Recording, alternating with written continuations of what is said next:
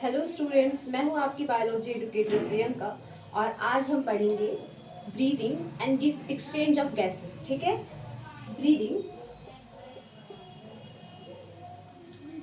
And exchange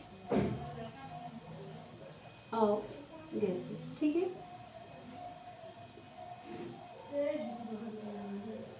ठीक है। Human physiology में ये पहला चैप्टर है। ठीक है, डाइजेशन जो है वो डिलीटेड है, इसलिए हम नहीं करा रहे हैं। ठीक है, breathing and exchange of gases में हम यहाँ पे स्टार्ट करते हैं। ठीक है, सबसे पहले हम जानेंगे, यहाँ पे लोगों को कंफ्यूजन रहता है। ठीक है, एनसीईआरटी में दो टर्म दे के रखा हुआ है, एक है रेस्पिरेशन और एक है ब्रीदिंग।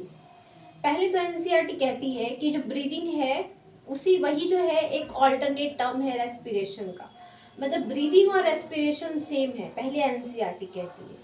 उसके बाद एनसीईआरटी रेस्पिरेशन का डेफिनेशन भी देती है और ब्रीदिंग का भी डेफिनेशन देती है। ठीक है, तो एक तरीके से वो कंफ्यूज करके रखी हुई है, लेकिन हम आपको बताएंगे ब्रीदिंग और रेस्पिरेशन अलग है। ठीक है, ब्रीदिंग का क्या मतलब है? ब्रीदिंग का सिंपल सा मतलब है कि हम सांस ले रहे हैं और सांस छोड़ रहे हैं, है ना, इनहेल आउट और एक्सहेल आउट। ठीक है, तो हम यहाँ पे क्या कर रहे हैं, सांस ले रहे हैं और सांस छोड़ रहे हैं, उसी को कहते हैं हम लोग ब्रीदिंग या फिर वेंटिलेशन कहा जाता है।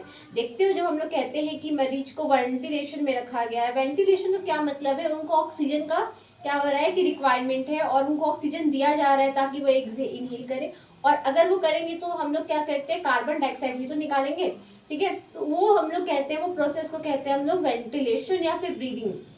ठीक है, तो ब्रीदिंग का मतलब क्या है? ब्रीदिंग का मतलब है सिंपल सा, क्या करेंगे, इनहेल, इनहेलेशन एंड एक्सहेलेशन, है ना, एक्सहेलेशन। अब इनहेलेशन का क्या मतलब है? एयर जो है वो इन, और अगर हम एक्सहेलेशन का क्या मतलब है? एयर जो है वो आउट। ठीक है, तो हम लोग कहते हैं यहाँ पे इनहेल आउट, इन, और यहाँ पे एक्सहेल आउट, है ना, एक्सहेल आउट। सांस लेना, है ना, सांस लेना और सांस छोड़ना को हम लोग कहते हैं इन, और दोनों ही को कहते हैं मिला के ब्रीदिंग। ब्रीदिंग या फिर इसी को कहते हैं हम लोग वेंटिलेशन, वेंटिलेशन। ठीक है, अब बात करते हैं कि रेस्पिरेशन अब क्या है। देखो, breathing is the part of respiration। ठीक है, रेस्पिरेशन का ब्रीदिंग एक पार्ट है, रेस्पिरेशन का ब्रीदिंग जो है एक पार्ट है। मतलब जब हम रेस्पिरेशन पढ़ते हैं तो उसमें ब्रीदिंग पढ़ेंगे ही पढ़ेंगे, है ना। अभी देखते हैं कि रेस्पिरेशन का मतलब क्या होता है। रेस्पिरेशन का मतलब होता है, मान लीजिए कि हम ऑक्सीजन यूटिलाइज करें, ऑक्सीजन लिए, तो देखो ऑक्सीजन लेना is a part of inhalation, oxygen हम ले रहे हैं, है ना, कार्बन डाइऑक्साइड छोड़ रहे हैं, तो ये भी कहाँ आता है? ब्रीदिंग में ही तो आता है। इसीलिए जो है रेस्पिरेशन का ही तो ब्रीदिंग एक पार्ट है, breathing is a part of respiration. ठीक है, तो हम लोग क्या करते हैं, सांस लेते हैं, सांस लेंगे, तो सांस ले रहे हैं तो एक ही चीज तो नहीं आ रहा, बहुत सारा चीज आ रहा है ना, नाइट्रोजन वगैरह भी ले लेते हैं, ये हम आगे बताएंगे, है ना, उसको भी हम लोग यूटिलाइज करते हैं और बाद में जो है हम लोग क्या करते हैं, उसको हम लोग डीऑक्सीजनेटेड के साथ हम लोग क्या करते हैं, उसको निकाल देते हैं। ठीक है, लेकिन हम लोग यहाँ पे देखेंगे कि रेस्पिरेशन का क्या मतलब है। रेस्पिरेशन का मतलब है, अगर हम सांस ले रहे हैं, है ना, सांस ले रहे हैं तो क्या ले रहे हैं, उसमें ऑक्सीजन तो है, ऑक्सीजन तो ले रहे हैं। अब ऑक्सीजन कहाँ, कौन यूटिलाइज करेगा? सेल यूटिलाइज करेगा। सेल क्या करेगा, यूटिलाइज करेगा ऑक्सीजन को। ठीक है, ऑक्सीजन को यूटिलाइज करा और उसके बाद सेल यूटिलाइज करा तो फिर क्या होगा, वो ऑक्सीजन से क्या होगा, है ना, break down of glucose, break down of amino acid, है ना, यहाँ पे क्या होगा, न्यूट्रिएंट्स का ब्रेक डाउन होगा। यहाँ पे क्या होगा, break down of nutrients, break down of substance and nutrients, जैसे कि ग्लूकोज हो गया, एमिनो एसिड हो गया, है ना, एमिनो एसिड हो गया, और फिर ये जो ग्लूकोज है, एमिनो एसिड है, उसको अगर वो ब्रेक डाउन हो गया उसके बाद जो है हम उसको क्या करते हैं, एब्जॉर्ब करते हैं। तो देखो, अगर हमको रेस्पिरेशन का रिक्वायरमेंट है, हर सारे जीव में जो है सारे जीव जंतुओं में, सारे ऑर्गेनिज्म में रेस्पिरेशन तो हो ही रहा है ना। ऑक्सीजन मिल रहा है, सेल यूटिलाइज कर रहा है और ब्रेकडाउन ऑफ सब्सटेंस या ब्रेकडाउन ऑफ न्यूट्रिएंट्स तो हो ही रहा है। तो ये देख रहे हैं यहाँ पे कि ब्रीदिंग एक द पार्ट है, क्योंकि हम क्या कर रहे हैं, ऑक्सीजन ले रहे हैं। ले रहे हैं का मतलब क्या है, इनहेल कर रहे हैं। तो ब्रीदिंग क्या है, एक पार्ट है आपके रेस्पिरेशन का, है ना। रेस्पिरेशन का मतलब समझ में आया। हम क्या करें, रेस्पिरेशन में सांस लिए और उसके बाद जो हमारा सेल यूटिलाइज करा वो ऑक्सीजन को, उसके बाद जो है ब्रेकडाउन ऑफ सिंपलर सब्सटेंस, उसके बाद जो है आपका जो न्यूट्रिएंट्स बचा वो क्या हो जाएगा, आपका एब्जॉर्ब कर लेगा आपका सेल, ठीक है। तो इसको हम लोग कहते हैं रेस्पिरेशन।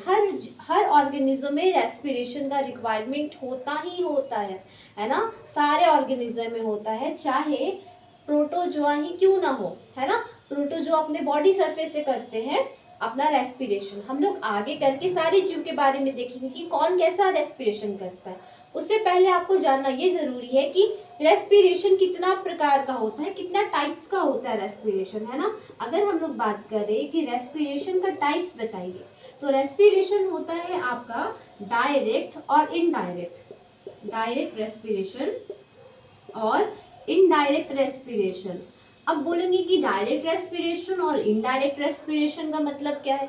यहाँ पे इसका मतलब है कि ब्रीदिंग ऑफ गैसेस तो कर रहे हैं, लेकिन हमें कोई रेस्पिरेटरी ऑर्गेनिज्म का कोई एड नहीं है, कोई रिक्वायरमेंट नहीं है। ये जा रहा है और आपके बॉडी में चला जा रहा है। आपको जहाँ जहाँ जाना है, आपके जो जो सेल को जाना है वो डायरेक्ट चला जा रहा है। इसमें क्या होता है, do not requirement of any respiratory requirement or aid or any respiratory organ। यहाँ पे कोई हमें रेस्पिरेटरी ऑर्गन का नीड नहीं है। क्या हो रहा है, हम ले रहे हैं थ्रू बॉडी सरफेस ले लेंगे और पूरा सेल में चला जाएगा, सारे सेल में चला जाएगा। लेकिन हमारे पास क्या है, हमारे पास डायरेक्ट हम ऐसे नहीं लेंगे, है ना। हमारे पास जाएगा हमारे फेरिंग्स में, लैरिंग्स में, ट्रैकिया में, ब्रोंकाई में, ब्रोंक्यूल्स में और एल्वुलाई में। एल्वुलाई में भी देखना थिन होगा उनका रेस्पिरेटरी सरफेस। क्या होगा यहाँ पे, अगर हम देखेंगे एल्वुलाई का तो मेम्ब्रेन थिन होगा, एक्सचेंज करेंगे। एक पूरा प्रोसेस है, लंग्स में ये सारा चीज हो रहा है, एक रेस्पिरेटरी ऑर्गन में सारा चीज हो रहा है। उनको हम लोग कहेंगे इनडायरेक्ट रेस्पिरेशन। डायरेक्टली नहीं हमारा बॉडी सरफेस में चला जा रहा है, उसको हम लोग कहेंगे इनडायरेक्ट रेस्पिरेशन, ठीक है। अगर हम लोग बात करें इसमें क्या हुआ, रिक्वायरमेंट और एड ऑफ रेस्पिरेटरी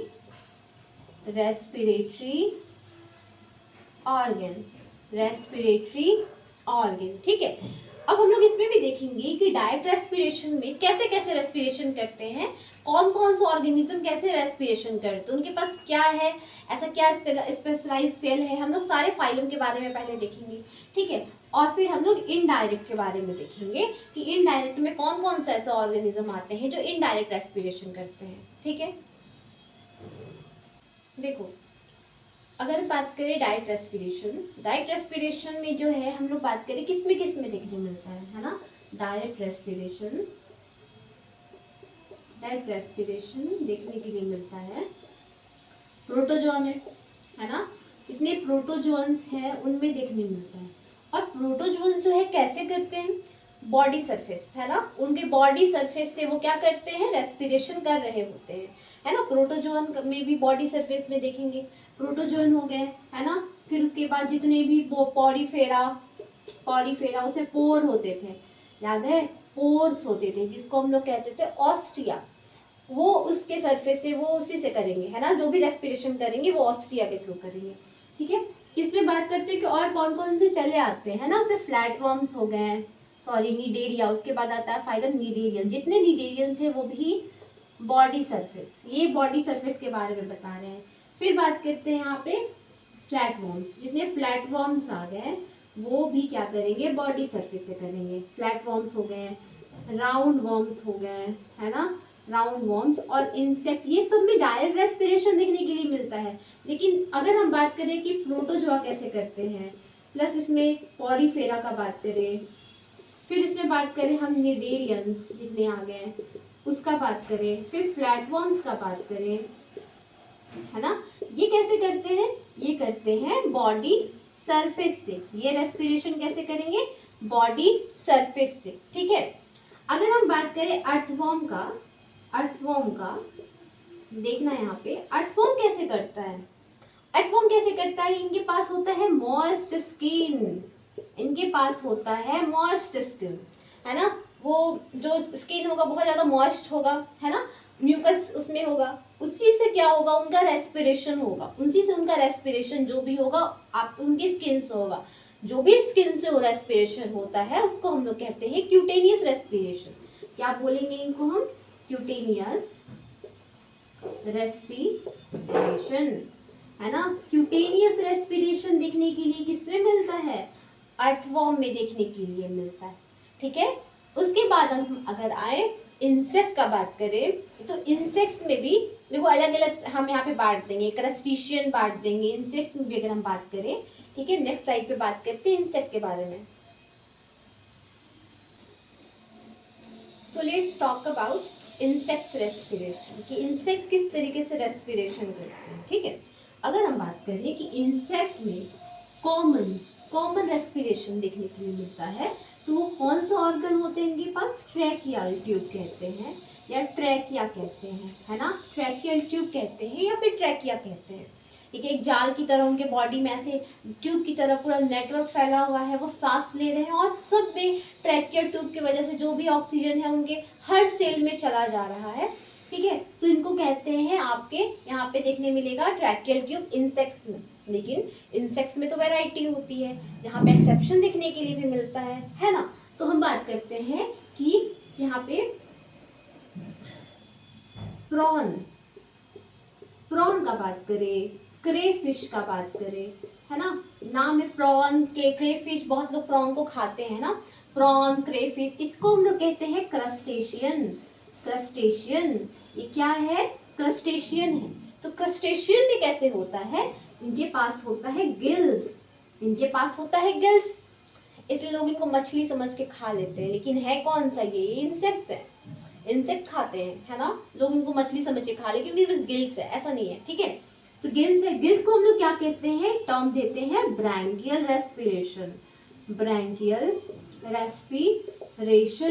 तो ये क्या है? ब्रैंकियल रेस्पिरेशन कौन करता है? क्रस्टेशियन। जितने क्रस्टेशियंस है वो कौन सा रेस्पिरेशन करते हैं? ब्रैंकियल रेस्पिरेशन, है ना। गिल्स के थ्रू रेस्पिरेशन करते हैं, ठीक है। अब बात करते हैं हम लोग कि कौन सा अरेक्निड्स, ठीक है। जो अरेक्निड्स होंगे उसमें क्या पाए जाएंगे? अरेक्निड्स में जो है ना वो पाए जाते हैं स्पाइडर्स, स्कॉर्पियंस। तो ये इसमें क्या पाया जाता है? रेस्पिरेशन के लिए इनके पास पाया जाता है बुक लंग्स ऐसे बुक्स की तरह होंगे, है ना, से बुक्स की तरह होंगे, उनको कहते हैं हम लोग बुक लंग्स, ठीक है। तो इनके पास देखो, लेकिन लंग्स नहीं है, वो लंग्स नहीं है, नाम रखा गया लंग्स। ऐसे नहीं कि हमारी तरह इनके पास पूरा स्पेशलाइज लंग्स है, वैसा नहीं है। एक ऑर्गन है जो कि मतलब थोड़ा काम आता है रेस्पिरेशन में, तो कहते हैं हम लोग यहाँ पे बुक लंग्स, ठीक है। अब हम लोग बात करते हैं कि किंग क्रैब, देखो इसमें एक्सेप्शंस आ रहे हैं ना। किंग क्रैब जिसको हम लोग कहते हैं लिविंग फॉसिल, याद करो animal kingdom. King crabs living fossil जिसको कहा जाता है, या फिर लिम्यूलस कहा जाता है। इसमें क्या पाया जाता है? इसमें पाया जाता है बुक गिल्स, ठीक है। तो ये थोड़ा सा ना क्वेश्चंस बन सकता है इसमें, है ना, क्योंकि देखो इनका रेस्पिरेटरी ऑर्गन अलग अलग है ना। तो इसमें क्वेश्चंस बन सकता है आपका। मोस्ट कॉमन ट्रैकियल ट्यूब देखने मिलेगा प्रॉन, क्रस्टेशियन में आपको देखने मिलेगा गिल्स, और इसमें देखने मिलेगा आपको बुक लंग्स, अरेक्निड्स में स्पाइडर, स्कॉर्पियंस में, और किंग क्रैब में देखने मिलेगा आपको, लिविंग फॉसिल वगैरह में देखने मिलेगा आपको बुक गिल्स, ठीक है। अब आगे बात करते हैं नेक्स्ट फाइलम के बारे में। अब बात करते हैं हम लोग नेक्स्ट फाइलम में कि मोलस्का में कैसे फाइलम मोलस्का में क्या देखने मिलता है ना। फाइलम मोलस्का में क्या देखने के लिए मिलता है? कौन सा रेस्पिरेटरी ऑर्गन देखने के लिए मिलता है? इनके पास ना गिल्स देखने के लिए मिलता है, इनके पास भी देखो यहाँ से इनके पास ऑर्गन्स आना स्टार्ट हो गए अलग अलग, ठीक है। तो हम लोग कहेंगे यहाँ पे, लेकिन इनके पास क्या हो रहा है? इनका जो है ना जो रेस्पिरेशन है वो इनडायरेक्ट में इन्वॉल्व हो जाता है, ठीक है। तो ये जो है इनको कहते हैं लोग फेदर लाइक गिल्स, है ना, गिल्स जो है फेदर शेप में रहेंगे, इसको हम लोग कहते हैं फेदर लाइक गिल्स। ठीक है, तो मोलस्क के पास होते हैं फेदर लाइक गिल्स, जैसे कि यूनियो है ना, आप पढ़े होंगे एनिमल किंगडम में उनका नाम दिया हुआ है। लेकिन स्टारफिश का बात करें, स्टारफिश का बात करें तो स्टारफिश में क्या होता है कि उनके पास ट्यूब फीट देखने के लिए मिलेगा। क्या मिलेगा? ट्यूब फीट देखने के लिए मिलेगा। जो उनके जो पैर होते हैं, ऐसे पैर की तरह उनका जो ऐसे स्ट्रक्चर होता है, उनसे वो करते हैं, है ना, उनसे वो क्या करते हैं? रेस्पिरेशन करते हैं। ठीक है, बात करते हैं प्रोटोकॉर्डेट्स के बारे में। जितने प्रोटोकॉर्डेट्स हो गए वो क्या करते हैं, कैसे करते हैं? ये करते हैं फेरेंजियल वॉल, फेरेंजियल वॉल, है ना, इनके फेरेंजियल वॉल से करते हैं। फेरेंज के पास, इनके पास क्या है? एक वॉल ऐसे स्ट्रक्चर है, उनसे करते हैं वो। ठीक है, फेरेंजियल वॉल कहते हैं। ठीक, उसके बाद बात करते हैं आपके फिशेस, साइक्लोस्टोम्स, साइक्लोस्टोम्स। फिशेस का बात करें तो आप सबको पता है फिश कैसे करती है। फिश के पास क्या होता है?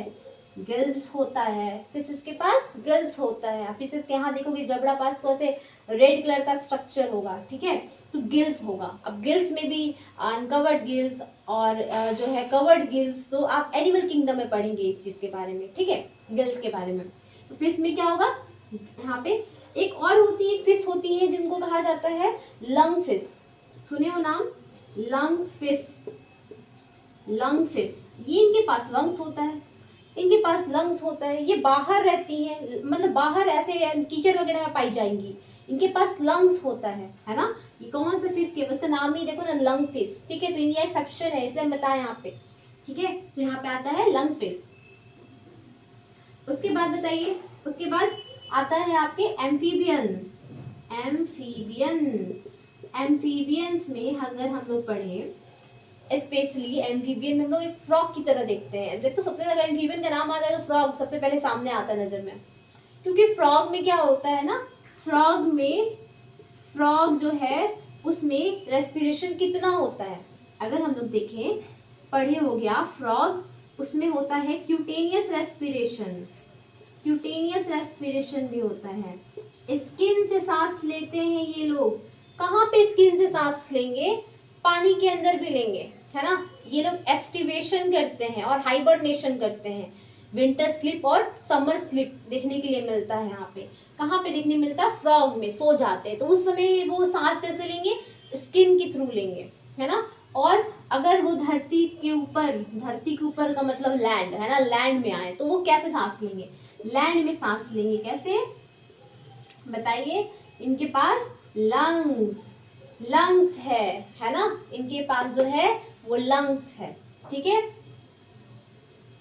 और जो लार्वा होते हैं, जो मान लो कि जो फ्रॉग के लार्वा होते हैं, याद रखिएगा, जो फ्रॉग के जितने लार्वा होते हैं उसमें एक्सेप्शन, यहाँ पे भी वो लोग कैसे सांस लेते हैं? गिल्स से। उनके पास गिल्स भी प्रेजेंट होता है। वो लोग बाद में वो लंग्स में, अलग बात है कि फिर वो चेंज हो जाता है, लेकिन उस समय वो लंग गिल्स से सांस लेते हैं। तो किसी के पास क्या होता है? यहाँ पे गिल्स भी होता है। ब्रैंकियल रेस्पिरेशन भी देखने के लिए मिल रहा है फ्रॉग में। तो देख रहे हो यहाँ पे कि एम्फीबियन में क्या क्या देखने के लिए मिल रहा है। एम्फीबियन में 3 तरीके के देखने के लिए मिल रहा है। क्रस्टेशियन, यहाँ पे सॉरी क्यूटेनियस रेस्पिरेशन, फिर उसके बाद जो ब्रैंकियल रेस्पिरेशन, और जो है sorry lungs respiration, pulmonary respiration, जिसको लंग्स कहते हैं, पल्मोनरी रेस्पिरेशन। जो भी लंग्स से जो रेस्पिरेशन होता है, जगह नहीं है, जो लंग्स से रेस्पिरेशन होता है उसको कहते हैं पल्मोनरी रेस्पिरेशन, और गिल से कहते हैं ब्रैंकियल रेस्पिरेशन। तो ये तीनों चीज देखने के लिए मिलता है कहाँ पे? फ्रॉग में। ठीक है, फ्रॉग में देखने के लिए मिलता है, और मोस्टली एम्फीबियंस में भी देखने के लिए मिलता है। ठीक है, आगे देखते हैं और कौन कौन से फाइलम बचे हुए हैं, ठीक है, उनके बारे में। देखो अब बात करते हैं हम लोग नेक्स्ट फाइलम के बारे में। नेक्स्ट फाइलम है रेप्टाइल्स। ये कैसे सांस लेते हैं? रेप्टाइल्स कैसे सांस लेते हैं? ऑफकोर्स इनके पास क्या होता है? लंग्स होता है। लंग्स डेवलप हो जाता है रेप्टाइल्स में। ठीक है, लेकिन अगर हम रेप्टाइल्स का देखो, यहाँ पे भी एक्सेप्शन, टर्टल का बात करें, कछुआ, ठीक है, टर्टल का बात करें तो ये लोग करते हैं क्लॉइकल रेस्पिरेशन। क्लॉइकल रेस्पिरेशन, अब कभी सोचे होंगे क्लॉइका से रेस्पिरेशन, है ना, सरप्राइज, सरप्राइज वाला बात कि क्लॉइका से रेस्पिरेशन भी हो जाता है। कहाँ पे? टर्टल में। उनके पास लंग्स नहीं होता। ठीक है, कि वो रेस्पिरेशन कर रहे हैं क्योंकि वो रेप्टाइल है, ऐसा नहीं है। क्लोएका से रेस्पिरेशन कर रहा है, क्लोएका से एग पास आउट भी करते हैं ये, क्लोएका से क्या बोलते हैं यूरिन पास आउट कर रहे हैं, स्क्रीटा पास आउट कर रहे हैं, और रेस्पिरेशन भी उनका कहाँ से हो रहा है, आपके टर्टल में। क्लोएका रेस्पिरेशन टर्टल में देखने के लिए मिलता है, ठीक है। अब बचा कौन, एव्स, बर्ड्स। एव्स बर्ड्स का बात करें तो इनमें भी क्या होता है, लंग्स होता है, इनमें भी लंग्स होता है, ठीक है। और मैमल का बात करें, अब मैमल्स, ठीक है। मैमल्स को कैसे बताते हैं कि मैमल्स है, मैमल्स का मतलब जिनमें मेमोरी ग्लैंड प्रेजेंट है। और जिनमें मेमोरी ग्लैंड कैसे प्रेजेंट होगा, जबकि वो विविपैरस होंगे। जो विविपैरस होंगे उनके पास क्या होगा, जो उनके जो एग नहीं दे सकते, उनके पास क्या होगा, अपने बच्चों को डेवलप करने के लिए, अपने बच्चों को पालने के लिए, है ना, उनको फीड कराने के लिए उनमें क्या होगा, मेमोरी ग्लैंड होगा। तो उन्हीं को कहते हैं लोग मैमल्स, ठीक है। मैमल्स में भी क्या होगा, लंग्स है, हमारे पास भी लंग्स है, ठीक है, हमारे पास भी लंग्स हो जाता है।